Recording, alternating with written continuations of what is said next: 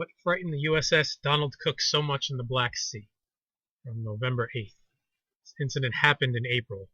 It's finally just making it to our media.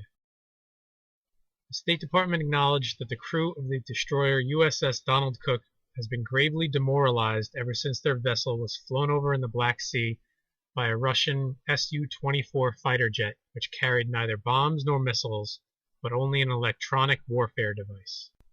On April 10, 2014, the USS Donald Cook entered the waters of the Black Sea, and on April 12th, a Russian Su-24 tactical bomber flew over the vessel, triggering an incident that, according to several media reports, completely demoralized its crew, so much so that the Pentagon issued a protest. The USS Donald Cook is a fourth-generation guided missile destroyer whose key weapons are Tomahawk cruise missiles with a range up to 2,500 kilometers, capable of carrying nuclear explosives. The ship carries 56 Tomahawk missiles in standard mode and 96 missiles in attack mode. The U.S. destroyer is equipped with the most recent Aegis combat system. It is an integrated naval weapons system which can link together the missile defense systems of all vessels embedded within the same network, so as to ensure the detection, tracking, and destruction of hundreds of targets at the same time. In addition, the USS Donald Cook is equipped with 4 large radars whose power is comparable to that of several stations. For protection, it carries more than 50 anti-aircraft missiles of various types. Meanwhile, the Russian Su-24 that buzzed the USS Donald Cook carried neither bombs nor missiles, but only a basket mounted under the fuselage, which, according to the Russian newspaper Rossiyaka Gazeta, contained a Russian electronic warfare device called khibiny. As the Russian jet approached the U.S. vessel, the electronic device disabled all radars, control circuits, systems, information transmission, etc. on board the U.S. destroyer. In other words, the all-powerful Aegis system, now hooked up or about to be, with the defense systems installed on NATO's most modern ships, was shut down, as turning off the TV set with a remote control. The Russian Su-24 then simulated a missile attack against the USS Donald Cook, which was left literally deaf and blind. As if carrying out a training exercise, the Russian aircraft, unarmed, repeated the same maneuver 12 times before flying away. After that, the fourth-generation destroyer immediately set sail toward a port in Romania. Since that incident, which the American media have carefully covered up despite the widespread reaction sparked among defense industry experts, no U.S. ship has ever approached Russian territorial waters again. According to some specialized media, 27 sailors from the USS Donald Cook requested to be relieved from active service. Vladimir Balybin, director of the Research Center on Electronic Warfare and the Evaluation of so-called visibility reduction techniques attached to the Russian Air Force Academy, made the following comment. The more the radio-electronic system is complex, the easier it is to disable it through the use of electronic warfare. So I did a search for khibiny over here at Deagle, and sure enough, Russian Air Force khibiny is an advanced aircraft-mounted electronic warfare system capable of jamming state-of-the-art air defense radar systems. The khibiny jamming was tested successfully for some time on the ground in Burятия, Russian Federation. On April 17, 2014, 2 Russian Air Force Su-24 bombers with no weapons loaded were sent to intercept the U.S. Navy's Aegis-equipped destroyer USS Donald Cook in the Black Sea. One of them, flew around the destroyer up to 12 times, while the other one remained away, as done usually by both sides during the Cold War period.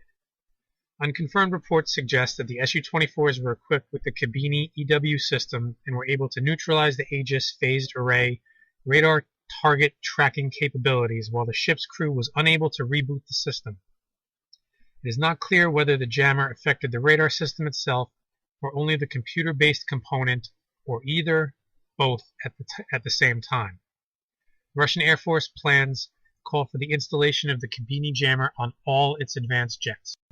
And then I came across this article which was translated from Russian. So it's going to be a little awkward. U.S. destroyer Donald Cook with cruise missiles Tomahawk entered the neutral waters of the Black Sea on April 10th. The purpose was a demonstration of force and intimidation in connection with the position of Russia in Ukraine and Crimea. The appearance of American warships in these waters is in contradiction of the Montreux Convention about the nature and duration of stay in the Black Sea by the military ships of countries not washed by the sea. Not bordered, I guess it means. And I think this is why they're sending equipment now to the Gulf of Mexico, is because we're starting to mess with the Black Sea. So they're going to mess with the Gulf of Mexico. In response, Russia sent an unarmed bomber Su-24 to fly around the U.S. destroyer. However, experts say this plane was equipped with the latest Russian electronic warfare complex. According to this version, Aegis spotted from afar the approaching aircraft and sounded alarm. Everything went normally. American radars calculated the speed of the approaching target, and suddenly all the screens went blank. Aegis was not working anymore, and the rockets could not get target information. Meanwhile, Su-24 flew over the deck of the destroyer, did battle turn, and simulated missile attack on the target. Then it turned and repeated the maneuver, and did so 12 times. The demonstration was original enough. A bomber without any weapons, but having on board equipment for jamming enemy radar, worked against a destroyer equipped with Aegis, the most modern system of air and missile defense.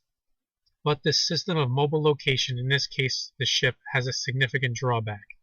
That is, the target tracking capabilities. They work well when there is a number of these ships which can coordinate with each other somehow. In this case there was just one destroyer, and apparently the algorithm of the radar in the Aegis system on the destroyer did not load under the influence of jamming by the Su-24. It was therefore not only a nervous reaction to the fact of flying around by the Russian bomber, which was common practice during the Cold War. The reaction of the Americans was due to the fact that the most modern system, especially its informative or radar part, did not work adequately. Therefore, there was such a nervous reaction to the whole episode. The system which the Russian Su-24 shocked the American destroyer Donald Cook has the codename Khibiny. This is the name of the mountain range on the Koala Peninsula in the Arctic Circle. Khibiny is the newest complex for radio-electronic jamming of the enemy. They will be installed on all advanced Russian planes. Recently, the complex has undergone regular testing exercising on the ground in Buryataya. Apparently, the tests, which were conducted under conditions as close to real as possible, were successful. So they tested it there, it worked. They tested it against Aegis, and it worked. And it's a wonder why people in America have not heard anything about this. It doesn't fit our narrative of being the most dominant, awesome, kick-ass military on the planet. And with that guy, the quote that guy said before, the more advanced it is, the easier it is to take it down. So, back to the drawing board, America.